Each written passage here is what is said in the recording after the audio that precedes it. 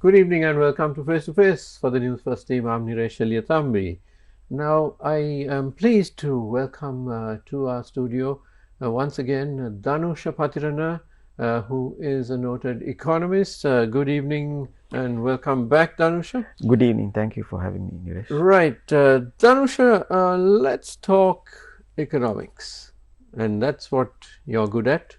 And I'd like to ask you, from a layman's point of view, to expand on how well the economy is actually doing, because we have some good numbers. We have some excellent numbers which have come out. Second quarter GDP growth was 4.9%, which is far above the target that had been set by the IMF. And the global situation, macro situation, is good. War in the Middle East has subsided. Oil prices are not skyrocketing.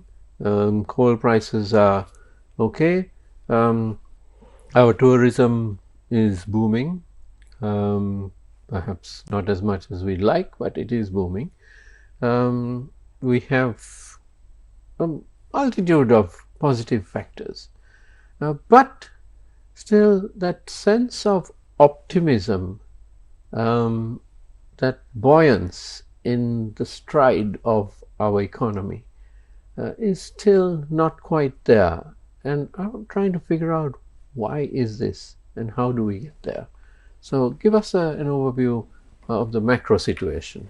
Yeah, Niresh, like you said, despite all this positivism and good numbers that have been coming out, I would like to say still the economy is still hanging on a balance, precisely because and this is what both I think the World Bank and the IMF in their recent statements have also cautioned about this. Yes. Now, this is because mainly, as I think we have tried to emphasize in our earlier programs, that the debt repayments, although most of us think it's, due to be coming out in 2028, repayments have started already in 2025. For instance, Central Bank Governor Dr. Nandalal a few weeks ago said that they are currently facing heavy debt repayments, and that's why despite the massive surplus in the current account, there is no improvement in our foreign reserves. Actually, if we look at the foreign reserves real value, the import cover of the reserves have gone down from about 3 months, which is not high, and 3 months that also includes the Chinese swap facility, or the loan facility, which is not in US dollars. So what IMF calls the usable reserves is not including these Chinese swap facility or the loan facility. So but our imports have increased. That means the import cover of the reserves, or the real value of the reserves, have gone down. Now, why this situation is alarming is because although we see a sense of stability, and also there is an upgrading of international rating agencies outlook on Sri Lanka, that was also up to, I think, C+ level, which is still at the speculative grade. There is if external situation like the price of oil, price of coal and gas shoots up for any external reason, it could be either escalation of conflicts or any other external shock, we could be facing extreme troubles. This is because one thing, I think we also need to go back on some of the projections we made last year. We are saying that we are going to face a lot of trouble this year, specifically because of the debt repayments, and now we seem to be out of it, just seemingly, is precisely because these factors. One is that because of mainly the tariff war that is going on in the world, especially centered on United States and rest of the Asia, or rather emerging Asia, the global demand is projected to be low. and as a result our all these commodity prices came down sharply. If you look at the prices of oil, coal and gas, liquid petroleum, these commodities have come down from 25 to 30%, which is massive. For instance, a barrel of crude oil, I think West Texas index was trading around $80, and right now it is even below 60, somewhere around 58. Similarly, all these prices came down. As a result, our total import cost and the demand for dollar has gone down. So, despite all these massive debt repayments, due to the fact that our ISB restructure program and also the restructuring program of the bilateral debt, repayments that have been bunched up in 2025 due to backdating of the agreements, which we also highlighted, which I think central bank and all that just maintain a radio silence on this issue, and now they are coming out and saying, look, the repayments are massive. As a result, all this surplus that is we are seeing in the current account is going out, and to add to that, we should also look at the FDI position. Now, FDI position in the first 9 months, they are saying it's over 800 million USD. And on top of that, we have got about 150 million from foreigners purchasing government securities. That was in the first 8 months. And so, all that adds up to about additional 1 billion on top of the 2 billion in the current account. But we do not see any improvement in the reserve position. This means to say, Niresh, that $3 billion which was accumulated in the current account on top of the financial account has gone out or flown out of the system either through debt repayments or net investment or investment outflows, gross outflows. So, it is most likely it's mostly debt repayments. So, we are looking at debt repayments of over 2.5 billion or 2 to 3 billion even during the first 8 to 9 months, despite we are seeing 4.9% growth, and that needs to be also analyzed. What actually, what do we make out of the numbers? Because if we look at our exports and imports, now exports growth is somewhere around, in August it is somewhere around 4%, but in the total 8 months it was over 6%. But if you look at the trade balance has deteriorated. That is, your trade balance has gone up by about 20%. So, despite our oil prices and all that coming down, our import costs have been high, and also that is to say, even taking into account the services incomes, our total surplus in the current account cannot be attributed to what we call the real economy or production and so on. So, despite there is a 4.9% growth, it has not reflected in improving our current account position. Our current account position has improved purely based on, I would say, two main reasons. One is a massive increase in our remittances inflow, labor remittances. It has gone up by about from 4.2 to over 5 billion, which is well over 800 million in the first 8 months alone, and now it should be even greater. So, and that has contributed massively to this surplus in the current account, and also our oil prices going down. So, this means to say a large component of the surplus in the current account is being accumulated in an area where we do not have direct control. One in all these oil prices and so on, commodity prices, and also our inflow of remittances, and that I think is purely based on people's faith on this government and confidence, political confidence about addressing issues of corruption and so on. So, if this government fails to deliver politically of what they in fact aspired to during their election campaign, this inflow can also be threatened. So, we can't be extremely sure of that these inflows and our costs will remain low and inflows remain high indefinitely. And if at any point these numbers turn negative, we will be in deep trouble, and especially in 2028, as IMF has also put out a staff report, and that's another thing.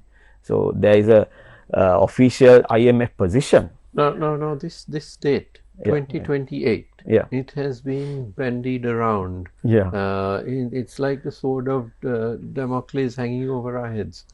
What is going to happen in 2028? Because it's we are told that there are massive debt repayments coming in 2028. While already I believe there are significant debt repayments going on. The central bank has alluded to those. But in this date of 2028 it's like the bogeyman. So what are we talking about in 2028? So Niresh, according to our the restructure program, especially on the ISBs, if international sovereign bonds, if our average dollar GDP between 25 to 27 in those 3 years exceeds 107 billion, our interest rates that we are supposed to pay and the haircut we are supposed to get, haircut goes down drastically, and the interest rates go up even more drastically. Right. So basically, in layman's terms, the better we do economically, as measured by GDP growth, the more we have to pay to those creditors, those people and institutions who lent us money by buying the international sovereign bonds. Exactly. So if we do badly, we pay less. If we do well, the better we do, we pay more. Because they want to cash in on our good work, basically. And one can say that's fair or unfair, but they are, after all, creditors. So, I mean, you could say, well, the country is working really hard and we're doing well, but a lot of that is going out to pay these ISB holders. But then that's the jam we got into through that particular regime before 2022. So is 2028 some kind of deal breaker? Are we now? There's a lot of hyperbole about this, that we may see a crash as in 2022 again in 2028. But personally, I don't believe that, because it was a shocking series of idiotic decisions in 2022 which led to that situation, and no one in their right mind should have ever taken those decisions, and they certainly shouldn't do so again. But what is it in 2028 that's so bad? I think just right before we move on to that, there's one more point I think would be important to add, is that what we were discussing before about the current account, is that in the current account there is a 40% increase of outflows of repatriations in terms of dividends and net returns to FDIs. So this is a concerning number. Now, so there was 500 million outflows last year in the same period, first 8 months. This has gone up over 700 billion, somewhere around 714 million. So this is money that in layman's terms again, there's foreign investment coming in, foreign direct investment, FDI, and then of course those who are investing do want profits out of it, return on investment. So that's what you're talking about, that has increased. That has increased, and they have not retained the earnings or reinvested into. Okay, so they've taken it out. Repatriate, taken it out. So, and that amount that they have taken out compared to last year have gone up over 40%. And so also, what does that indicate? That the foreign investors, that they don't have confidence in our governance structures, our economy, Yeah, or is it simply that this is their entitlement, yeah. and perhaps they were not in a position to take out as much in the previous years, and now they did.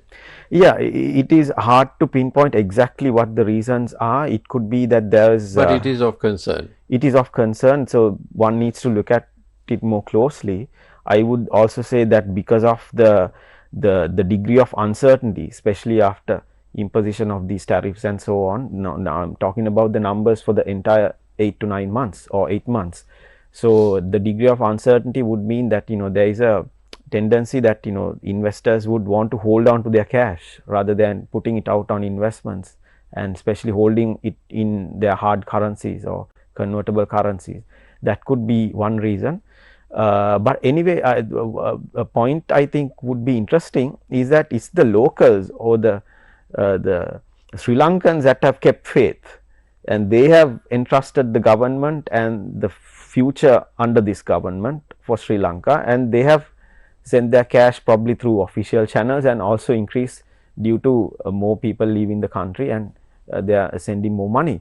So it is the locals who have kept faith rather than the foreigners. That I think the government should keep in mind, so that they should deliver on what is in fact in their manifesto, because if not, things could go you won't be so certain about all these inflows.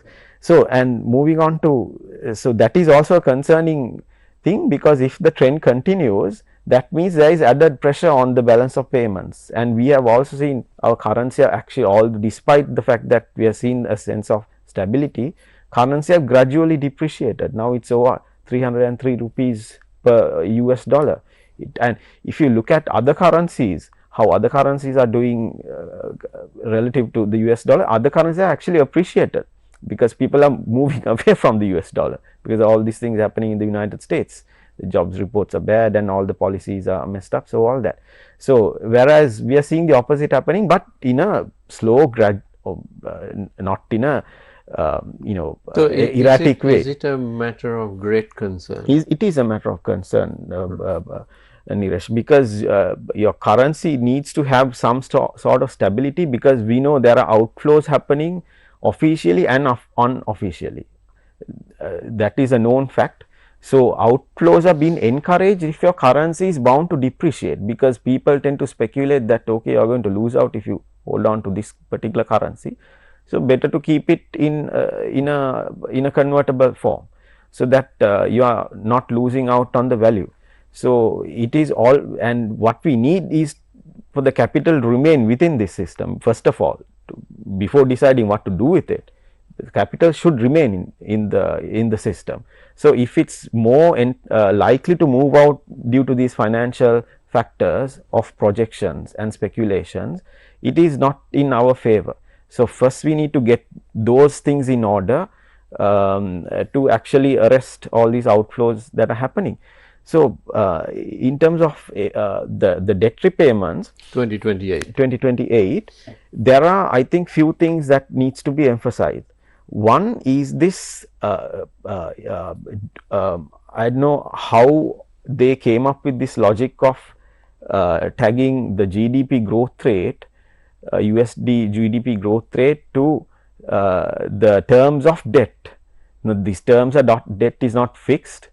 I mean, our haircut goes down to as much as low as 15%. From originally it was 28%. Right now it is, we are bound to get 28% if our average GDP falls below $100 billion USD. If it goes above 107, we are losing out. Haircut goes down to 15, and our interest rates gradually are bound to reach almost 10%, 9.75 by 2032. It goes up to over 6.5% by 2028. So these rates are going to get absolutely it's increasingly higher than what we originally borrowed at. The rates we originally borrowed was around, on average, was around 6.8%, which is also extremely high. So those things are going to get worse in those terms, because But this was a deal which was struck yeah, by the previous regime yes, in order to push the debt football down the road. Uh, where we yeah, got some breathing space. not But enough now probably. we have run after that football, and we And the are ball is getting coming back. close to it, and now we need to do something with that. Yes, I mean, they did that. I don't think it's the only reason was just to kick the can down the path. It's also there were other vested interests who were actually wanting to make a gain out of it. Especially if you look But at, that's always so, isn't it? it is always so. But I mean, in then 2022, while 20 billion plus people in this country were going, unable to basically feed themselves, yeah, because there was no power, no gas, no petrol, and so on. But there were many people who profited immensely. absolutely, If you look at and companies as well. If you look at the bank annual reports, yeah, that's what the COP is also saying, right? exactly. So there is profit to be made in other people's misery, unfortunately, and 2022 is an abject case of that, I think. Yeah. So, and this debt restructuring process was also an example of that, because compared to what other countries got out, because it's not just Sri Lanka that faced default during this period, especially after COVID. One example was, I think, Ghana. Ghana got a very impressive debt restructuring program. We got over 35% of debt cancelled off, and interest rates were close to below 5%, and it was even lower than that. So compared to Sri Lanka, and it just not, they were not handed on a platter for them. The government negotiated, and well, we don't seem to be very good at negotiating these yeah, things. it's because I think our interests are so more entrenched with how government functions. One reason I could point out is the fact that over 2 billion of these ISBs were owned by locals. So if there is a haircut, even they are going to get impacted out of that. And the other more interesting fact is that these ISBs were sold entirely, resold entirely in the secondary market when their prices crashed during COVID. So their current owners have purchased these ISBs at dirt cheap prices. So by like 40 to 50% of their initial value. So they are making massive gains out of this, even close to 100%. So now those gains have now come back to haunt us, because we are going to have to in fact finance the gains of these few people who own this. So anyway, two things I want to highlight, I think, is this ridiculous logic. I don't know who came up with it. Some attribute it to Verite about this GDP linked macro linked bonds. We have to be careful about whom we name. But yeah, I mean they take credit out. They take credit for it. That we came up with this ingenious plan to link the debt repayments. There were some warnings even back then. There are warnings by many economists, but they thought it was a brilliant plan.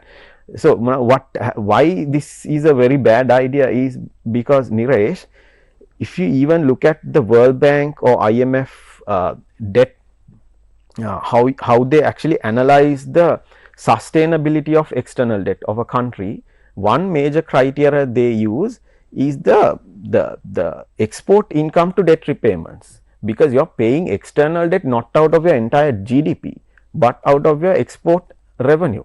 So what is going to happen to your export revenue? They normally keep it at a limit of 8 to maximum would be 10% is a very high rate, even 10% is a very high rate. So they would like to keep it around 8% of your export revenue. Now this has nothing to do with it, and now they are taken immense credit out of creating disaster of completely neglecting these very basic criteria which the world have adopted, especially since the 1980s debt crisis in Latin America. They came up with all these methodologies to how to actually contain this risk of debt escalation and default by sovereigns. So they came up with these frameworks. So, and even no, let me ask you a question. In hindsight, yeah, after the government went bankrupt, did we have a proper structure to deal with it? And the way I would put it is this: if we are struck by a cyclone, we have the disaster management center and the armed forces, and they all get together. The medical teams. There is a structure to handle that. In the same way, if there's a building on fire, we've got structures. We've got the firefighters. We've got the police. We've got, Now, in the case of this disaster, where the government went bankrupt, we didn't have a proper structure to deal with this. And we fell back on the central bank, and we have an excellent governor who did calm things down, and certainly he has got a lot of credit for that. Wonderful. But the central bank itself was the problem in the first place. They stood by and they allowed the previous governors to run amok. Basically, there's a Supreme Court judgment on that. Not just the previous governors, but the presidents, prime ministers, finance ministers, and so on. So, I mean, the Supreme Court judgment on that is very clear. But we fell back on the same people who were part of the issue. Should we not have created something more robust to deal with this? Yeah, I mean, like you said, Niresh, when the disaster struck basically in 2020 with COVID happening, we had ample amount of reserves. By 2020 October, we had reserves over 7.5 billion, which is even more than right now. It is in fact over about, let's say, 50-60%, because right now this 6 point whatever billion what we are having, about 1.5 billion is Chinese. So you remove that, it's 4.7. Right. And IMF wants us to improve our so-called usable reserve to 7 billion, which won't be, I don't think it would be possible by the end of this year. We had reserves far greater than what we are having right now, when even after like 6 months of the disaster, into the disaster. So what happened was the COVID disaster. So what happened was the disaster management team you mentioned, or the firefighting team, set the fire actually, right? Set up the fire and allowed poured petrol on the flames, basically. Absolutely, they allowed the reserves to just vanish within like couple of years from 2020. But there were so many warnings. I mean, economists, the opposition, the media. I mean, we were warning about this. Absolutely, everybody was warning about it. That because it was a simple number, you could see, month by month, our foreign reserves falling. So that was an inside job, obviously. So I mean, could go on that, and there is also the case of where Dr. W.A. Vijayawardena had also highlighted in one of his columns that then governor sold down our gold stock also when the prices collapsed. Now, who on earth would do it? Now, even the laymen are trying to sell their gold stock when the prices are high. Now, that has caused the price to come down again. But anyway, they had even the layman had the basic logic to sell when it's high and buy when it's low, which our central bank governor didn't have. So it doesn't mean that the governor at that time, not now. So it doesn't mean he was completely out of his senses. He was probably compelled by other forces to act the way he did. So it's an investigation on its own that this government should actually take up on and reveal all these details to the public, because so many lost their lives. Forensic audit which was promised, and which every political party during the last campaign promised, saying if we come into office, we will have a forensic audit to discover what went wrong, why the government crashed like this. But we haven't seen that yet. We haven't seen that yet, but I think the COPE committee or some government which seems to be very active about this, and they have put out public statement saying that the reserves are allowed to collapse, and also that they have gained by increasing the domestic prices, and that by normal people having to pay more for their day-to-day needs, there was an immense profit to be made. So a lot of people made money off this, and a lot of institutions. Yes, so to their undying shame. Exactly. So we are very interested to see the final output of this report, to see the more in-depth data on who were responsible and how exactly, what were the processes going on, what was the thinking behind the government, like the central bank and the treasury, when the reserves were like disappearing right before our eyes, and they just allowed that to happen. But of course, while all that was going on, we need to remember that in 2022 the oil prices shot up from like current levels to over $140 a barrel, and if you look at the coal and gas, they all shot up over 500%.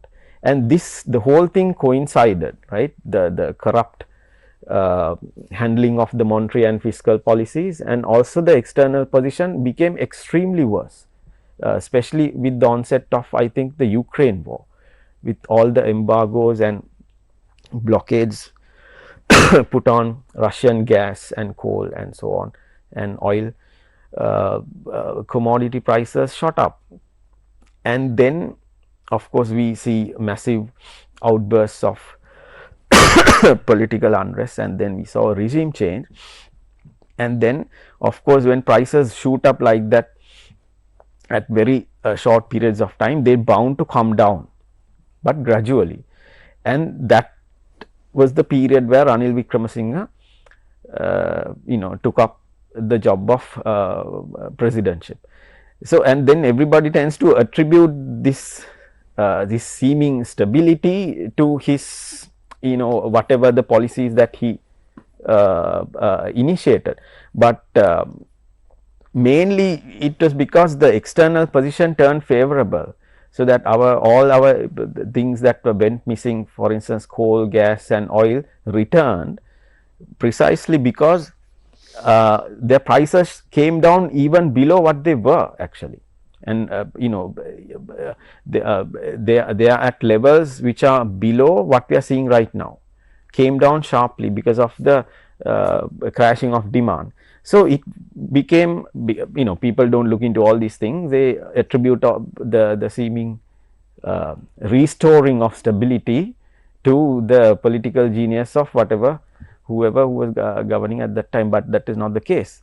So moving back to the debt repayments, the other extremely bad precedents which were set by the IMF, despite there are some of very progressive directives that are being imposed on the government currently, especially on tax holidays, tax evasions and so on, that we can speak about later. They maintain that if we hold our debt to GDP ratio at 95% by as far ahead in 2038, it is over 10 years, right? From the current 13 years from now, or it was 2035 or 38. I'm sorry, I mistake the exact year.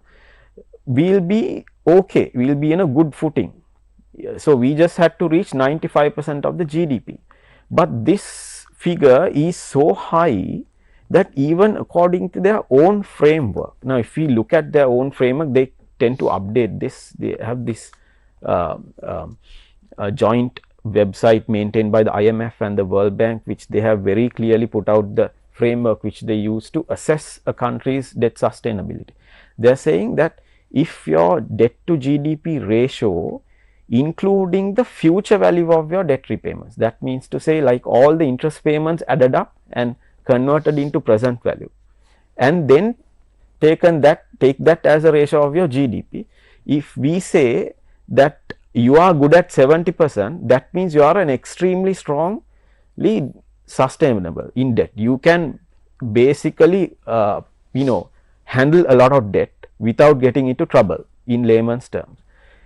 Now what they have come up, I mean, given Sri Lanka, the number they have given for us was it is 95% for a country that went bankrupt and people were just dying on the streets. They said if you are at 95%, not even excluding the future debt payments also.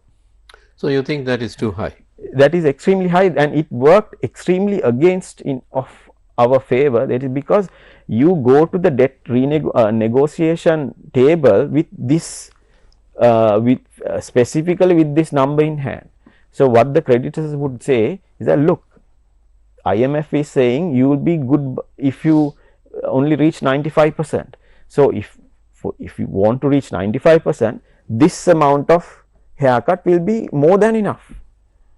So that's why compared to other countries, one major reason why we have got such a low haircut on our debt is because the IMF recommended that we will be okay if we reach 95% debt to GDP. So which is completely unfounded if you look at that worked extremely in the favor of the creditors. Now on the third point I would like to add is that there is always there is a gap between what the IMF official policy, like what they are expressed in these official numbers, saying okay, if you are good, if you will be good by 95%, things like that. That is their official policy coming out when they are actually negotiating with countries. There is sometimes even sharp contradictions between that policy and what the IMF staff itself is saying.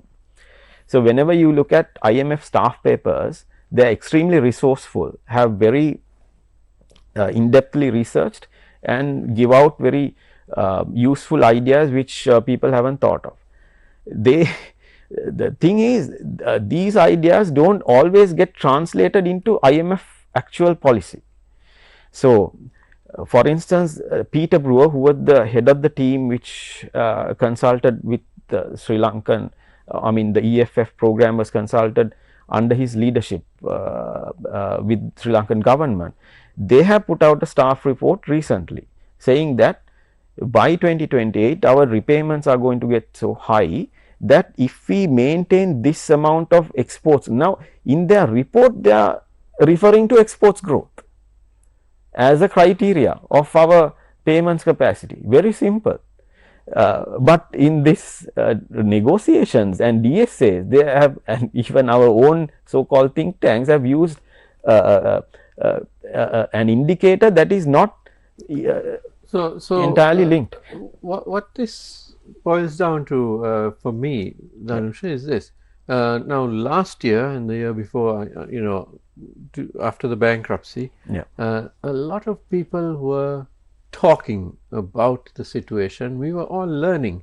This was a new experience where the country had gone bankrupt and what to do about it. And we learned about, I think it was a huge crash course for all of us in the IMF, in international sovereign bonds, and so many things. But what I have noted is that this year, after the elections, and a semblance of stability, political stability came in, there seems to be less discourse about all these economic matters. Exactly. When you think about the economists and the bankers and entrepreneurs and policymakers in parliament and outside, there seems to be less discourse on this. We are not buzzing like a hive of bees like we were in the past few years. So should this matter now come back to the forefront? Exactly, Niresh. I think exactly like as you highlighted. We're almost out of time, so this is the final question. Okay. So that the general impression among the public is that there seems to be like a sense of light buoyance, or at the same time I must say there is abject poverty also, as like what institutions like World Bank have highlighted, it's over 20%, but still we tend to uh, always look back on 2022 as our a point of reference, and therefore compared to that we seems to be okay, and let's think about other things now, and enjoy, or be happy about what is going on right now, and this seems to be the public interest probably seems to be focusing on other things, but that should not be the case, especially because we must also look at or look into other factors which might be a bit more complicated, like for instance, apart from all these corrupt practices of the governments and so on, there are other more underlying structural issues which led us into this devastating mess, especially our investment structure both in the government and the private sector. And right now what the signals the government are giving, they seems to give out the same signals which are given out earlier, which drove the private investments or capital formation into sectors which does not necessarily enhance our productive capacity in whether they are technologically progressive or not. Regardless of that fact, our growth seems to be happening in areas other than our core industrial productive capacity. This is extremely concerning, especially because I may quickly highlight 2 points. One is the investment structure which the government itself has proposed. This seems to reflect the same thing which the previous governments have done, basically emphasizing construction and so on. So that gives an indicator to the private sector, okay, this is where the government wants us to go, this is where the profits are, let's go into this area, double down on it. So mostly, so government actually sets the tone with their budget. It's not just balancing their income and expenditure, it also gives out a signal where the private sector should focus their investments. So this is what happened in countries like East Asia which emerged. They gave proper signals where the private sector should embark on in terms of their investments, and they even brought out quite strict laws that restrictions into certain areas, this is where you need to move into and so on. And secondly, similar thing is happening with the nature of tax holidays. If you look in now, what this government has done is one great thing is that they have abided by the IMF and revealed all the firms that are right now enjoying these so called tax holidays. And as we have discussed, the amounts are large, extremely large. But one bad thing I would say is that the earlier reports are now missing. The earlier reports seems to reveal the total amount of this expenditure. Now those reports are all gone from the Treasury website. If you go into, I don't know whether I couldn't find, but they're not there. Now there are all these ad hoc reports, including the actual firms that they are getting all these holidays. So I don't know how rational this is, because over 70 of the firms that are getting are property development firms, and there are firms, insurance firms, commerce and trading firms, and other financial firms that are getting all these tax holidays. So that means especially if you look at property development, it's a speculative sector. It's a sector which actually recycles your surplus capital, expecting gains by increasing the price. It's not a productive sector. It's see the general consensus within the economics field about this particular sector, and it's not to mention it is also a hotspot for money laundering, which is a famous thing. So you are giving tax holidays to this particular sector, which is an indication that you are promoting these type of investments. But but you expect your tax holidays, which is a cost to the government, which is a cost to the public, because we will have to pay for these holidays. go into the most productive sectors, which would have a more transformative effect on the system. Right. The opposite is happening, and this is being continued. So a lot of issues are clearly still around and quite worrying, despite the fact that we have political stability and our GDP growth rate is impressive.